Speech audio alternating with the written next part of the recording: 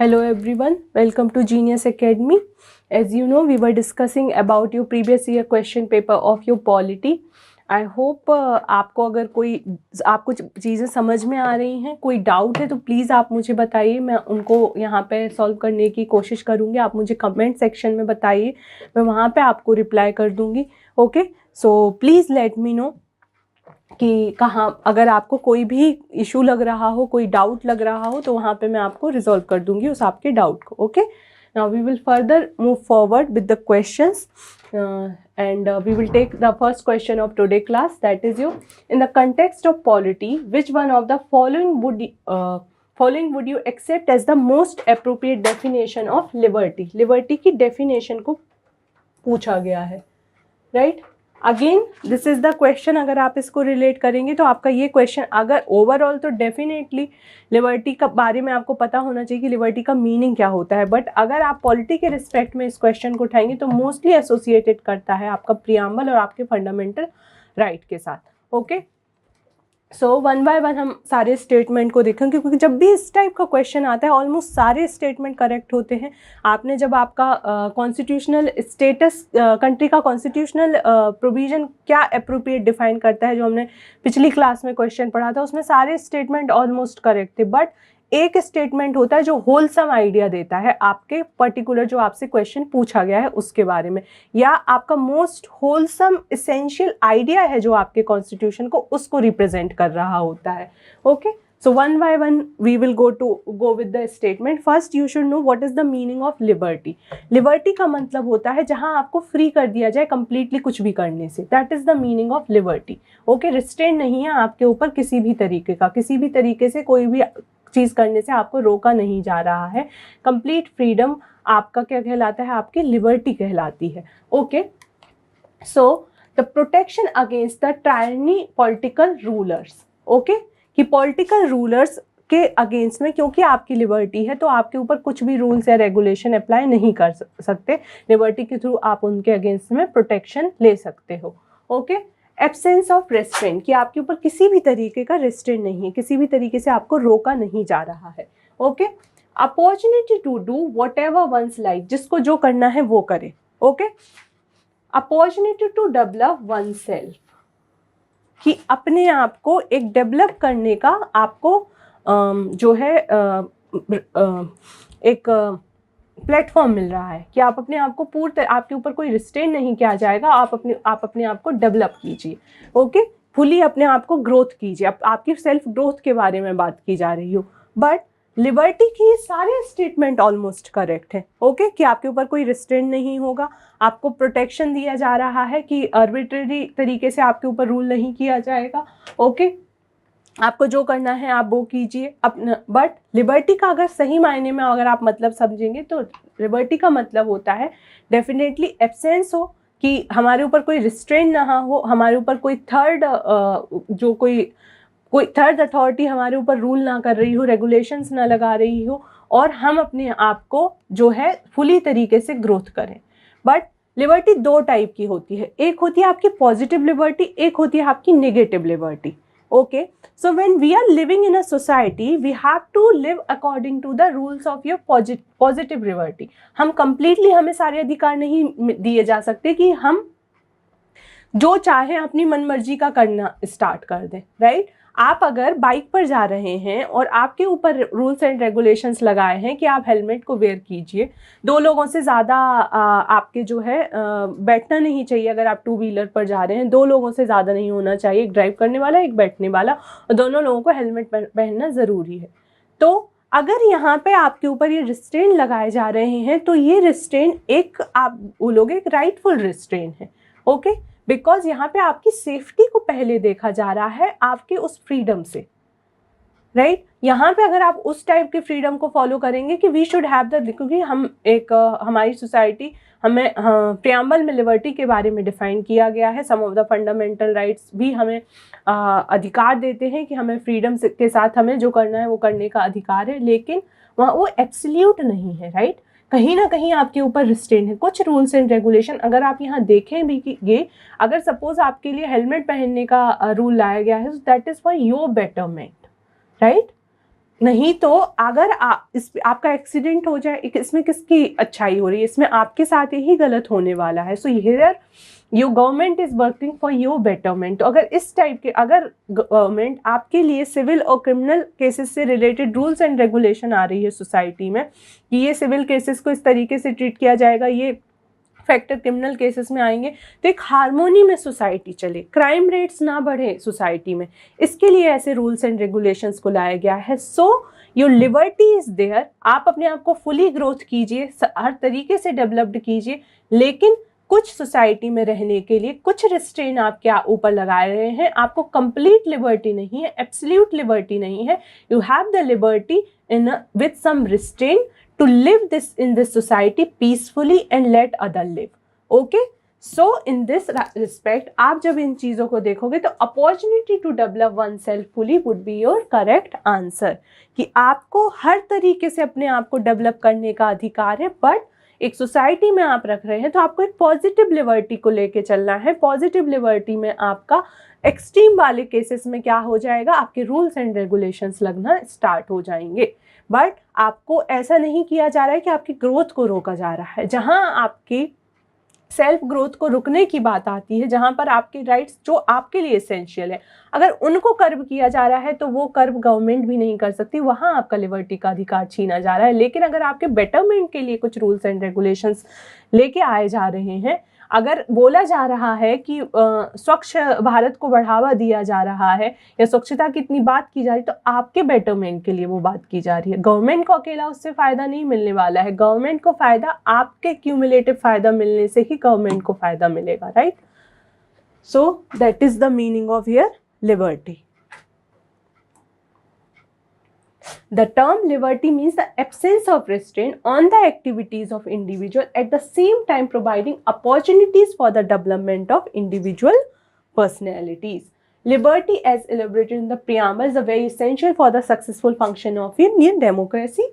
However, liberty does not mean license to what one likes, license नहीं है, and has to be enjoyed within the limitation as mentioned in Constitution itself. तो इन सारे provisions को जो है आपको ध्यान में रखना है कि हमें लिबर्टी तो बट एब्सोल्यूट नहीं है, लिबर्टी एसेंशियल भी है। किसी भी एक कॉन्स्टिट्यूशनली रिकॉग्नाइज्ड कंट्री के लिए, एक डेमोक्रेटिक कंट्री के लिए लिबर्टी होना भी ज़रूरी है, but not in absolute form. Okay. Now we see the another question. In the context of India, which one of the following is the characteristic of appropriate bureaucracy? और अगर आप देखेंगे, जैसे अभी ये क्वेश्चन पूछा जा रहा है जो आपका what is the meaning of state, एक आपका मैंने प्रीवियस क्लास में आपका ये क्वेश्चन कवर किया था कि स्टेट का मीनिंग क्या होता है. ओके, मार्क्सिज्म गांधीज्म की स्टेट की क्या फिलॉसफी थी, जो इस टाइप के कुछ कुछ क्वेश्चन यूपीएससी पूछ रहा है. ओके, इसलिए आपको डिटेल में पढ़ना, वर्ड्स का, कीवर्ड्स का मीनिंग पता होना. जैसे आपके प्रियम्बल के जो कीवर्ड्स हैं आपके sovereign, secular, democratic, Republic, liberty, equality, justice, these things you should have the idea. Basic definition का क्लियर आइडिया आपको होना बहुत ज़रूरी है, तभी आप ऐसे क्वेश्चन का आंसर फाइंड आउट कर पाओगे, क्योंकि उसकी जो मेन कैरेक्टरिस्टिक होंगी उस पर्टिकुलर कीवर्ड की, वो उस आंसर, उन सारे आंसर्स में दी होंगी. But you should know the clear cut idea कि एग्जैक्ट मीनिंग क्या होता है, कहाँ पे एब्सोल्यूट की बात होती है और कहाँ पे कंप्लीट फ्रीडम की बात होती है. किसी भी एक रिस्पेक्टेड एरिया में कोई भी चीज़ कंप्लीटली तरीके से अवेलेबल नहीं होगी, ताकि एक रूल्स और रेगुलेशंस के हिसाब से सोसाइटी चल सके, इसलिए उसको थोड़ा बहुत रिस्ट्रेन किया गया है कहीं कहीं पे. ओके, तो इन सारे कॉन्सेप्ट का आइडिया आपको बेहतर होना चाहिए. आप ये जो वर्ड्स हैं, जो स्पेशली जो प्रियम्बल में ये सारे वर्ड्स डिफाइन किए गए हैं, प्लीज़ इनको रीड आउट कीजिए, अच्छे से रीड आउट कीजिए, इनका होलसम मीनिंग समझिए कि इनका होलसम मीनिंग क्या होता है, क्योंकि इस टाइप का क्वेश्चन पूछा जाता है पॉलिटी में. Okay, in the context of India, which one of the following is the characteristic of appropriate for bureaucracy? Okay, bureaucracy के रिस्पेक्ट में हमें आंसर फाइंड आउट करना है. An agency widening the scope of parliamentary democracy. Okay, ऐसी agency जो parliamentary जो आपकी democracy है उसको बढ़ा रही हो, या फिर an agency for strengthening the structure of federalism. Okay, कि फेडरलिज्म के जो आपके एसेंशियल फीचर होते हैं उनको स्ट्रेंथन कर रही हो, an agency for facilitating political stability and economic growth को जो बता रही हो, an agency for the implementation of public policy. अगर आप एक सारे स्टेटमेंट थरोली रीड आउट करेंगे, आपको पता है ब्यूरोक्रेसी का काम कहाँ आता है, आपकी पॉलिसीज लेके कौन आता है, आपके लेजिस्लेचर पॉलिसीज को लेके आते हैं। इम्प्लीमेंटेशन की स्टेज जहाँ पे आती है, जहाँ से पार्लियामेंट की लॉ पास हुई, ओके, पार्लियामेंट से लॉ पास हुई, आपके मेन फ्रेम में आई, ओके, जिस डिपार्टमेंट की वो आवश्यकता है उस डिपार्टमेंट के पास वो पॉलिसी पहुंची, वहाँ डिपार्टमेंट में आपकी ब्यूरोक्रेसी एग्जिस्ट करती है। उस ब्यूरोक्रेसी का काम है कि आपकी उस पॉलिसी को आपके टॉप रूट से लेके, टॉप लेवल से लेके आपके ग्रास रूट लेवल तक लेके जाना। So main work of your bureaucracy is of your civil servant is to implement the public policy. So that would be your answer, right. These are the characteristics of your constitution की characteristics हैं ये आपकी, okay. Bureaucracy का काम policy को implement करना होता है, okay. Now we will see the third question. According to Constitution of India, a person who is eligible to vote can be made a minister in a state for 6 months even if he or she is not a member of that state. पहले तो अगर आपने इस statement को शांति से पढ़ा है तो वहाँ पे बोला गया है a person who is eligible to vote, okay. So अगर आपको एलिजिबिलिटी की कंडीशन क्या है, वोटिंग की एलिजिबिलिटी की कंडीशन, और एज अ मेंबर जब आपको कंटेस्ट करना है आपके लोकसभा के इलेक्शंस के लिए, ओके, या आपके लेजिस्लेटिव असेंबली के इलेक्शन के लिए, वहाँ की कंडीशन क्या है आपकी, वो आपको पता होना चाहिए।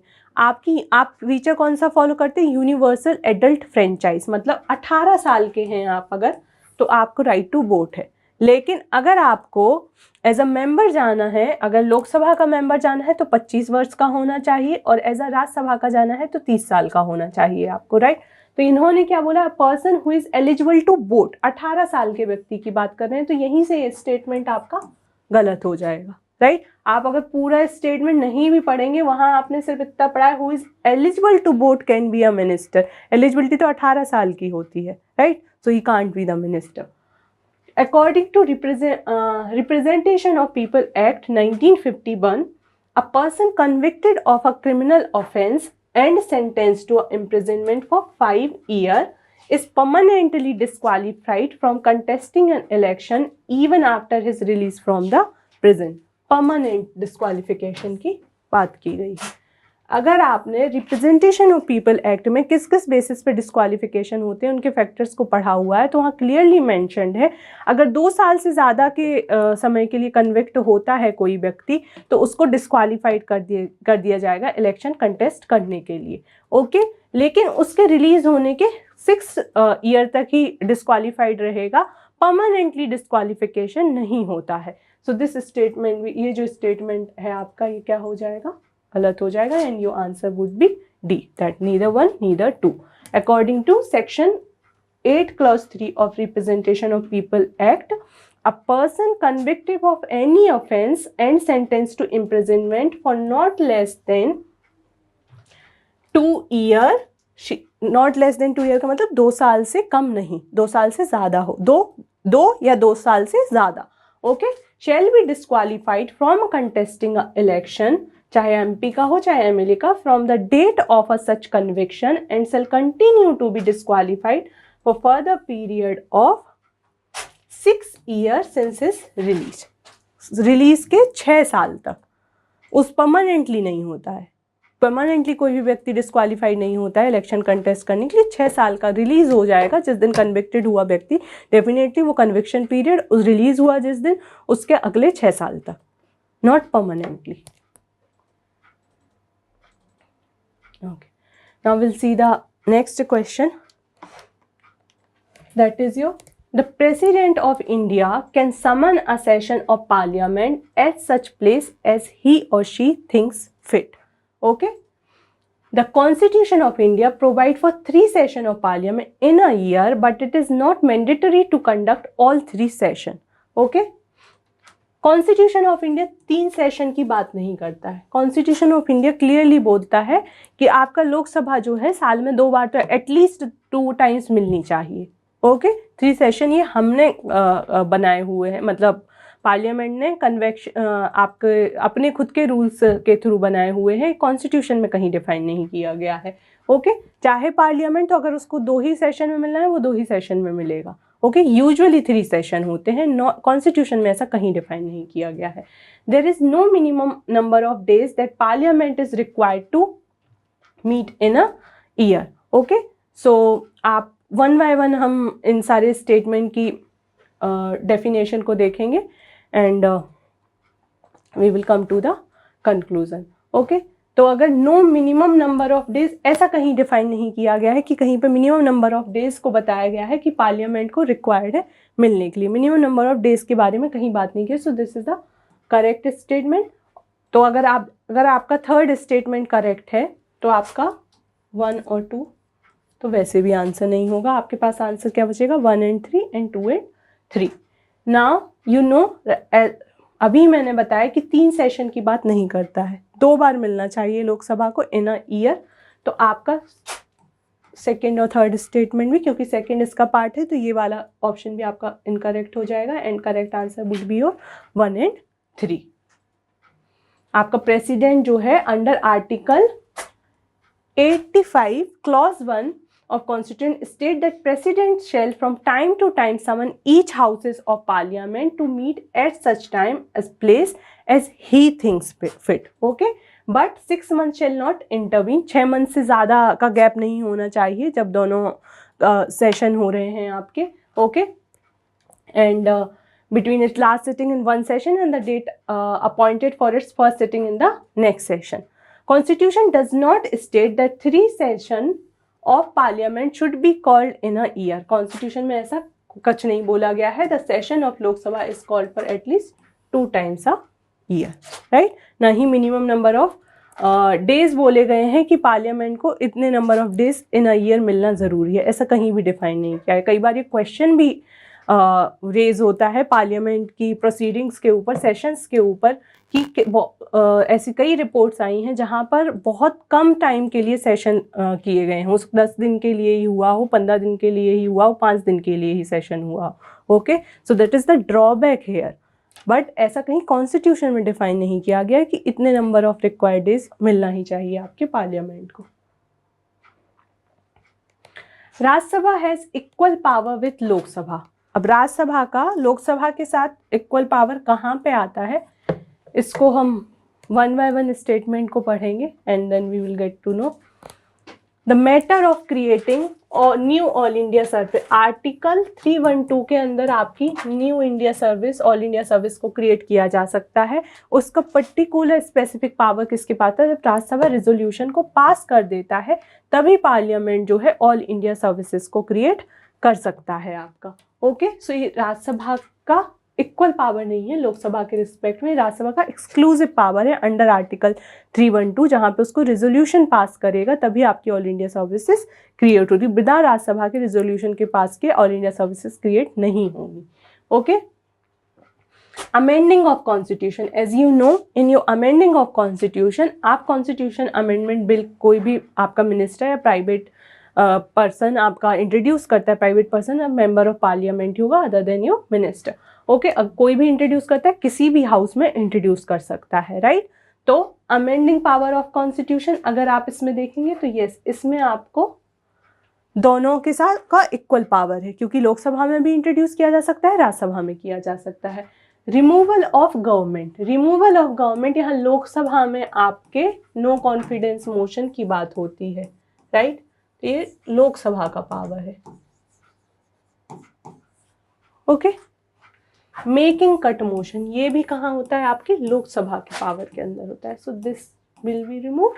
These are the exclusive power of Lok Sabha, this is the exclusive power of Rajya Sabha. Equal power कहाँ पर है? अमेंडिंग ऑफ द कॉन्स्टिट्यूशन में। ओके,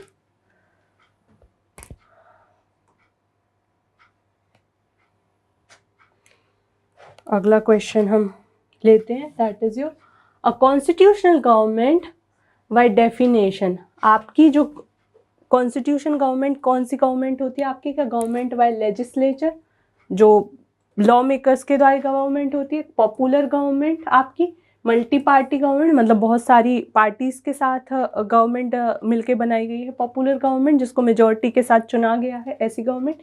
या लिमिटेड गवर्नमेंट।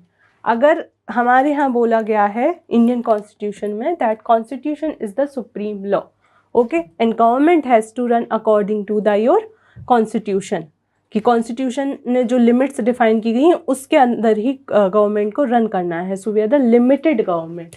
कॉन्स्टिट्यूशनल गवर्नमेंट की डेफिनेशन क्या है? Limited government. That's what answer would be a limited government. Definitely multi party government आती है, बट कॉन्स्टिट्यूशन में इसका वन ऑफ द क्राइटेरिया एक बताया गया है कि अगर सारी पार्टी, कुछ पार्टीज मिलके बनाना चाहती हैं तो गवर्नमेंट ऐसी फॉर्म कर सकती हैं, बट वो गवर्नमेंट भी लिमिटेड ही गवर्नमेंट होगी। इसका मतलब ये नहीं होगा कि आप अपने जो आपकी लिमिट है उसके बियॉन्ड जाके रूल करना स्टार्ट करेंगे। Okay, so the constitutional government definition क्या है? Your limited government. In India, the constitutional government is a limited government. The power of government are limited by means of fundamental right, and आपके जो fundamental rights हैं वो आपके political जो authorities हैं उनके power को ही limit करने के लिए basically लाए गए हैं। state के against में ही वो rights आपके जाते हैं, ताकि beyond limit वो जो है आपका rules और regulations को apply करना start ना कर दे आपकी government।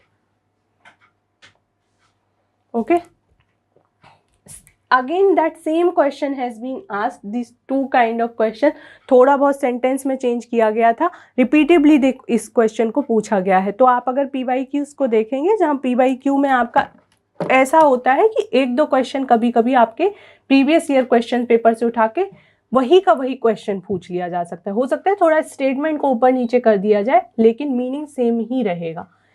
तो मीनिंग को समझते हुए हमेशा PYQs को रीड आउट कीजिए, बिकॉज बिना अंडरस्टैंडिंग के PYQ का सीधा आंसर याद कर लेना it's not going to make any sense.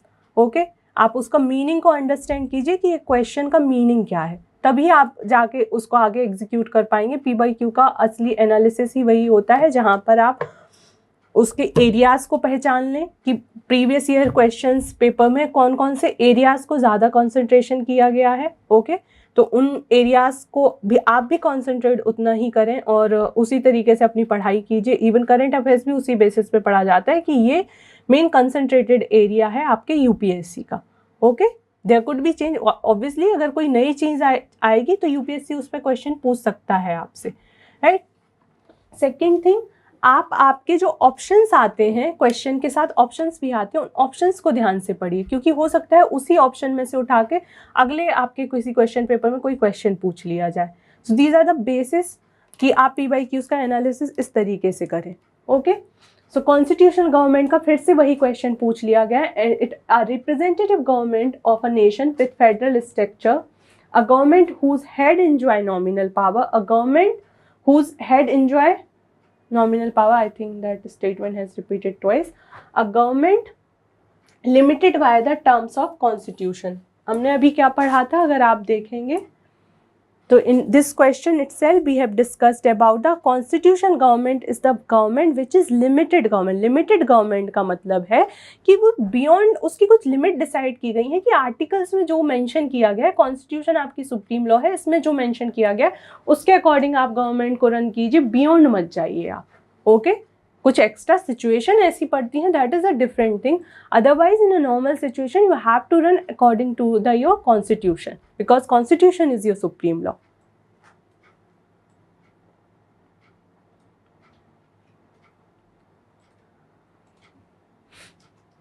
Next question, now you will find out that a legislation which confers on executive or administrative authority an unguided, uncontrolled discretionary power in the matter of application of law violate which one of the following article of Constitution?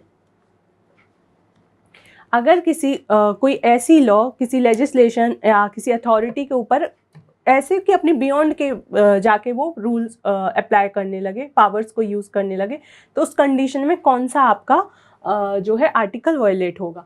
अगर आप देखेंगे that article 44 that is your DPSP, right. आपकी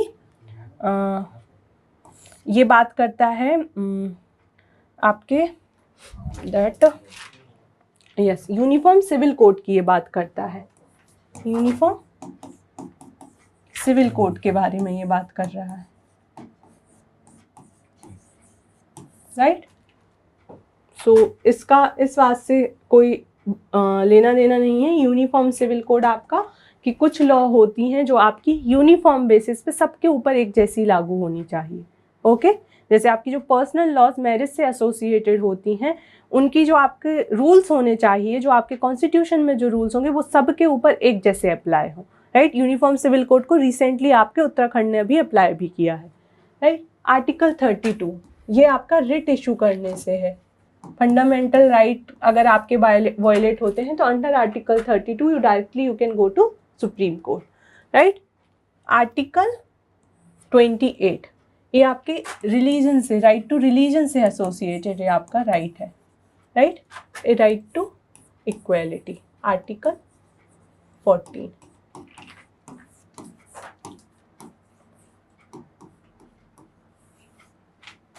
तो right to equality आपका दो तरीके के power को डिफाइन करता है, equality before law and equal protection of law, right.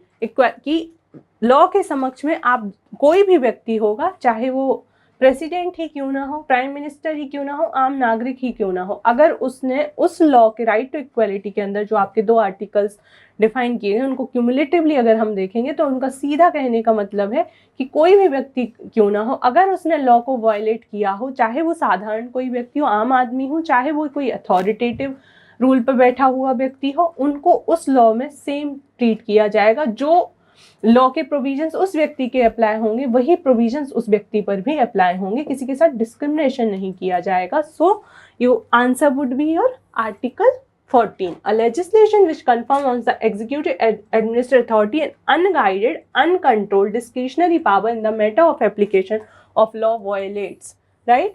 Arbitrary power किसी के पास भी नहीं होंगे, रूल ऑफ लॉ हर जगह अप्लाई होगा। ये कौन सा आर्टिकल इंश्योर करता है? राइट टू इक्वालिटी इंश्योर करता है। That's why you should have the deep analysis of your fundamental right. उन्होंने आपको एक स्टेटमेंट दे दिया और सारे फंडामेंटल राइट्स और योर डीपीएसपी का स्टेटमेंट दे दिया, राइट। आर्टिकल के बारे में बता दिया। अगर आपको इन आर्टिकल्स की डेप्थ में नॉलेज नहीं है तो फिर कंक्लूजन पे जंप करना फिर थोड़ा मुश्किल हो जाएगा, आपको नहीं समझ में आएगा कि मैं कौन सा आर्टिकल को अप्लाई करूं, right.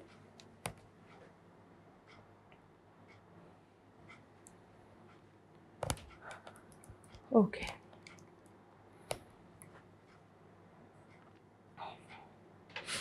which one of the following in Indian polity is an essential feature?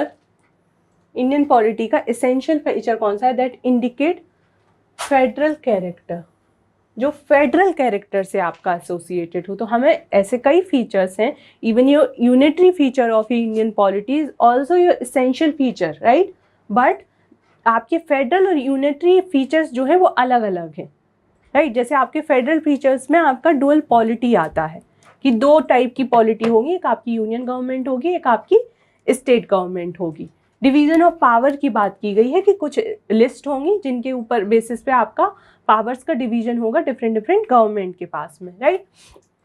आपकी कॉन्स्टिट्यूशन की सुपरमेसी की बात की है कि कॉन्स्टिट्यूशन चाहे आपकी स्टेट लॉ हो, चाहे आपकी यूनियन चाहे आपकी स्टेट गवर्नमेंट हो, चाहे आपकी यूनियन गवर्नमेंट हो, कॉन्स्टिट्यूशन की जो सुपरमेसी है वो सबके ऊपर अप्लाई होगी। कॉन्स्टिट्यूशन में जिसके लिए जो रूल्स एंड रेगुलेशन डिफाइन किए गए हैं आपको उसके अकॉर्डिंग ही रन करना पड़ेगा अपनी गवर्नमेंट को। So now we will see the one by one all the statement. The independence of judiciary is safeguard, okay. हमें एसेंशियल फीचर बताना है बट फेडरल कैरेक्टर का, okay. The union legislature has elected representative from constituent units. यहाँ पे union government की बात की गई है। अकेले अगर यूनियन गवर्नमेंट की बात की जा रही है, यूनियन और स्टेट गवर्नमेंट तो बात नहीं की गई है, तो ये कौन सा फीचर है आपका? यूनिटरी फीचर में आ जाएगा ये आपका, not in your federal feature. Union cabinet की बात की जा रही है, right. Fundamental rights are the enforceable by the courts of law, कि आपका कोर्ट ऑफ लॉ जो है वो फंडामेंटल राइट को एनफोर्स करेगा। अगर आप इन ऑप्शंस पे जाएंगे, फंडामेंटल राइट्स जो होंगे, it is one of the essential feature of your democracy. Democracy का एसेंशियल फीचर है कि कोई भी जो है आपके गवर्नमेंट आपके फंडामेंटल राइट को जो है कर्व नहीं कर सकती, और पार्लियामेंट के पास पावर है कि फंडामेंटल राइट को जो है वो अगर उसको चेंज करना है, अगर बेसिक स्ट्रक्चर नहीं बदल रहा है तो वो फंडामेंटल राइट्स को बदल सकती है। ये आपका one of the essential feature of your constitution है। जब लेकिन हम फेडरल कैरेक्टर के टर्म में बात करेंगे तो यूनियन लेजिस्लेचर अकेली अगर यूनियन की बात हो रही है तो डेफिनेटली वो आपके फेडरल में जहाँ दोनों गवर्नमेंट्स के लिए बात की जा रही है कि जैसे आपका डुअल पॉलिटी हो गया, डिवीजन ऑफ पावर हो रहा है तो दोनों गवर्नमेंट्स के बारे में बात की जा रही है, सुपरमेसी ऑफ कॉन्स्टिट्यूशन की बात हो रही है तो वो दोनों गवर्नमेंट्स के ऊपर आपका अप्लाई हो रहा है जो आपका फेडरल कैरेक्टर है, राइट। इंडिपेंडेंस ऑफ जुडिशरी, आपको पता है कि we are the integrated judiciary, supreme court, high court. Supreme court का अगर लॉ है, जुडिशियल रिव्यू है, तो वो आपका यूनियन लॉ पर भी अप्लाई होगा, स्टेट लॉ पर भी अप्लाई होगा, right. So that is the defining your federal character. So your answer would be the independence of judiciary is safeguarded, that would be your answer. These are आपके fundamental features हैं कि आपके elected representative, जैसे आपके union legislature में elected representative आपकी कि democratically हम इलेक्ट करेंगे आपके रिप्रेजेंटेटिव को, that is the essential feature of constitution. लेकिन कॉन्स्टिट्यूशन में टू काइंड ऑफ फीचर है, फेडरल एंड यूनिटरी। सो आपके फेडरल फीचर में क्या आएगा, integrated judiciary. All these are your feature of your constitution.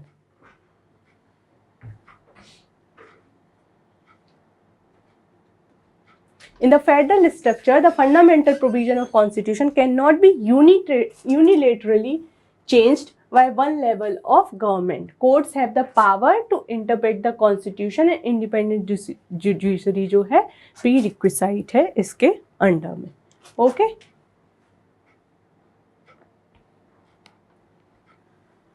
Okay. We'll move forward for the next question. That is you we adopted the parliamentary democracy. हमने किस democracy को अपनाया है, parliamentary democracy. That is our feature from कहाँ से, British model से। But how does our model differ from that model, कि हमारा मॉडल जो है हमने अपनाया तो है लेकिन कुछ टर्म्स में हम डिफर भी करते हैं ब्रिटिश मॉडल से। So as regard the legislation, the British Parliament is the supreme or sovereign, but in India the power of Parliament to legislate is limited. अभी आपने पढ़ा कि हमारे कॉन्स्टिट्यूशन ने किस टाइप की गवर्नमेंट को डिफाइन किया है, लिमिटेड गवर्नमेंट को डिफाइन किया है, और हमारा पार्लियामेंट जो है कम्प्लीटली सॉवरेन नहीं है, राइट। लिमिटेशन है उसके ऊपर, रिटन कॉन्स्टिट्यूशन के थ्रू है, जुडिशरी के थ्रू है, राइट। अगर कोई भी एक्ट जो होता है वॉयलेट करता है किसी कॉन्स्टिट्यूशन के प्रोविजन को, पार्लियामेंट अगर कोई लॉ लेके आया है तो जुडिशरी वहाँ इंटरवीन कर सकती है। So parliament is not completely supreme. जहाँ ब्रिटेन का पार्लियामेंट हर तरीके से सुप्रीम है, इंडियन पार्लियामेंट के ऊपर कुछ लिमिटेशन है। So as regard the legislation, British parliament is a supreme और sovereign, but in India the power of parliament to legislate is limited is the correct one. In India, the matter related to the constitutionality of amendment of an act of parliament are referred to the constitution bench by Supreme Court. Okay?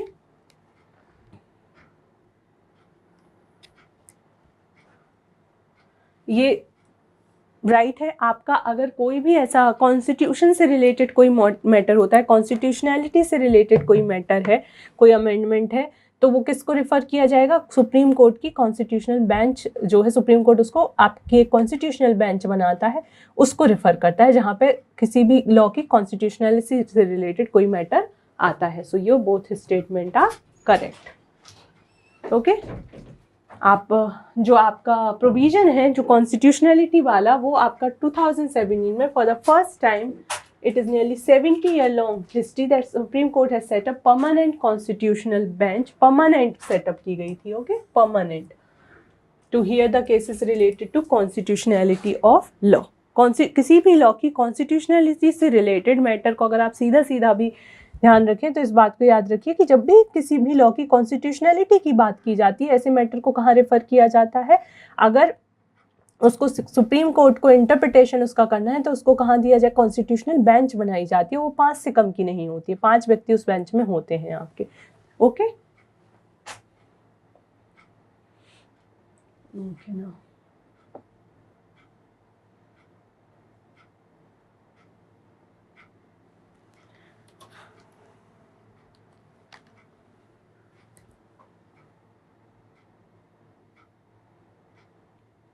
Okay.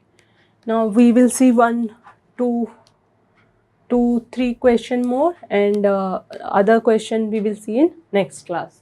Okay.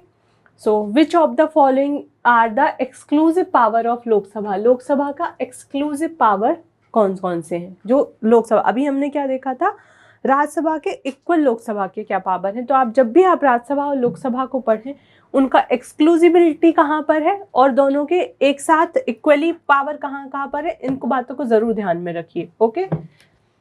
अब यह question, जो previous year question का अगर आपने analysis किया है, आपने सब कुछ पढ़ा हुआ है। Okay.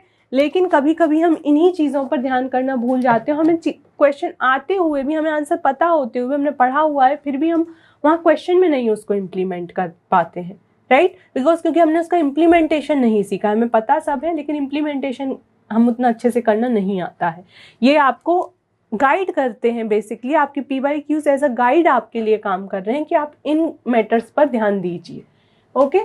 So which of the following are the exclusive power of Lok Sabha? To ratify the declaration of emergency, कि आपको इमरजेंसी को डिक्लेयर करना है, वहाँ पे एक्सक्लूसिव पावर होता है लोकसभा का? ऐसा नहीं होता है। दोनों हाउसेस को, पार्लियामेंट को, दोनों हाउसेस को रेटिफाई करना होता है। Okay. Pass a motion of no confidence motion against the council of minister, yes, this is the exclusive power. अभी हमने पढ़ा था to impeach the president of India, right? अब आपने इतने सारे क्वेश्चन किया, आपको, आप सारे स्टेटमेंट पढ़ के, उसमें से वन ऑफ द स्टेटमेंट आपको अगेन मिल गया। तो आपने अगर अच्छे से एनालिसिस किया हुआ है तो ये कंटिन्यूस ये चीज़ें आपको आएंगी। यही होता है आपका रिवीजन करने का सही तरीका भी। आप तभी किसी क्वेश्चन को अच्छे से अटेम्प्ट कर पाते हैं जब आपका रिवीजन बहुत अच्छा होता है, आपने क्वेश्चंस बहुत अच्छे से अटेम्प्ट किए होते हैं। तो आपको अगर चीज़ें याद नहीं है लेकिन आपकी प्रैक्टिस में वो बहुत ज़्यादा आ गई हैं, तो आप आंसर फाइंड आउट कर ले जाते हैं, आपको वो नज़र आ जाता है, आपको पिक्चर, वो विजुअलाइजेशन हो जाता है। ज़रूरी नहीं हर चीज़ आपको रिकॉल करनी, वो ऑटोमेटिकली रिकॉल होती है, वो कहीं ना कहीं फीड हो चुकी होती है कई बार उसी टाइप का क्वेश्चन सॉल्व करने से, right? To impeach the president of India, president को दोनों हाउस इम्पीच, किसी भी हाउस में इनिशिएशन किया जा सकता है इम्पीचमेंट का, फिर दोनों हाउस को 2/3 मेजोरिटी के साथ पास करना होता है उस रेजोल्यूशन को, राइट? सो आपका एक हाउस एक्सक्लूसिव पावर नहीं है ये लोकसभा का। So your one statement and third statement is wrong. आप किसके साथ बचे हैं? सिर्फ सेकेंड स्टेटमेंट के साथ। So we is your correct answer. Under Article 352, every emergency proclamation issued need to be led before each House of Parliament. ठीक है? Okay. हम एंटी डिफेक्शन लॉ के कंटेस्ट में पढ़ेंगे। ओके। सबसे पहले तो एंटी डिफेक्शन लॉ के अंदर किसी जिसको रिमूव करने का अधिकार होता है वो कौन होता है? आपका स्पीकर। उसके अंदर आपका डिफेक्शन के अंदर डिसीजन कौन लेता है? आपका स्पीकर लेता है। The law specified the nominated legislature can not join any political party within 6 months of being appointed to the house. Can not, it can. Nominated member की वन ऑफ द जो आपके disqualification में criterias दे रहे हैं, अगर 6 महीने के अंदर कोई नॉमिनेटेड व्यक्ति किसी पार्टी को ज्वाइन कर लेता है तो वो डिस्क्वालिफिकेशन का डिस्क्वालीफाई नहीं होगा अंडर एंटी डिफेक्शन। डिफेक्शन जो लगती है आपकी 10 शेड्यूल के अंदर, उसके अंदर वो डिस्क्वालीफाइड नहीं होगा वो व्यक्ति। लेकिन ये क्या बोल रहे हैं? Can not join any political party within 6 months, but condition is with in 6 months अगर ज्वाइन कर लेता है तो वो डिस्क्वालीफाइड नहीं होगा under your defection law. Okay. A law does not provide any time frame within which the presiding officer has to decide a defection case. That is correct. So your answer would be only 2. वो describe नहीं किया है time limit. Presiding officer आपका speaker, जो भी presiding officer है, लोकसभा के case में स्पीकर, राज्यसभा के केस में your chairman, they will decide the कि कौन सा व्यक्ति डिफेक्शन के अंडर जो है आपका रिमूव किया जाएगा। सो your answer would B, that is your second answer. ये करेक्ट है। टाइम फ्रेम कहीं डिफाइन नहीं किया गया है आपका एंटी डिफेक्शन लॉ के केस में स्पीकर या चेयरमैन को डिसाइड करने के लिए, या आप लेजिस्लेटिव असेंबली के केस में जाएंगे तो वहाँ के स्पीकर को डिसाइड करने के लिए। ओके बाकी और भी प्रोविजंस होते हैं आपके इंडिपेंडेंट मेंबर्स के बेसिस पर भी। इंडिपेंडेंट जो मेंबर इलेक्ट होते हैं किसी पॉलिटिकल पार्टी को ज्वाइन कर लेते हैं तो उनके ऊपर भी एंटी डिफेक्शन केसेस लगते हैं। वॉलंटरी बेसिस पे आपने अगर छोड़ दिया है अपनी पार्टी को, दूसरी पार्टी ज्वाइन कर ली, तो वहाँ पे भी आप पे एंटी डिफेक्शन के केसेस लगते हैं। तो सम केसेस जो आपको याद रखने हैं, this is one of the case. Okay अब attorney general of India and solicitor general of India are the only officer of the government who are allowed to participate in the meeting of parliament. Okay आपने अगर attorney general of India को पढ़ा है तो attorney general of India को जो है under article आपके 76 के अंदर जो है अटॉर्नी जनरल ऑफ इंडिया की बात की गई है आपका।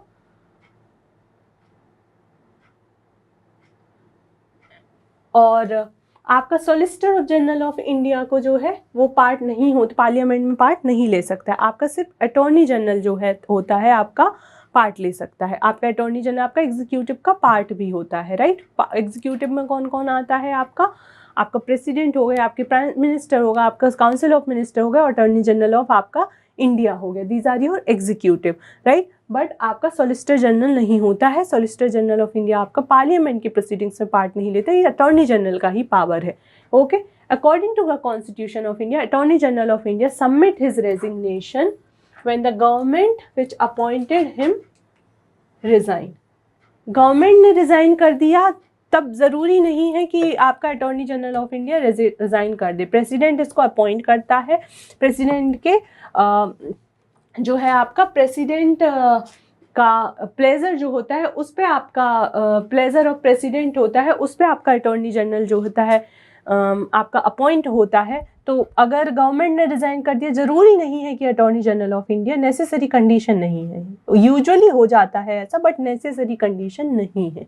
Okay so attorney general of India hold the office during the pleasure of president and attorney general need not resign if the government resigns. Okay so your answer would be only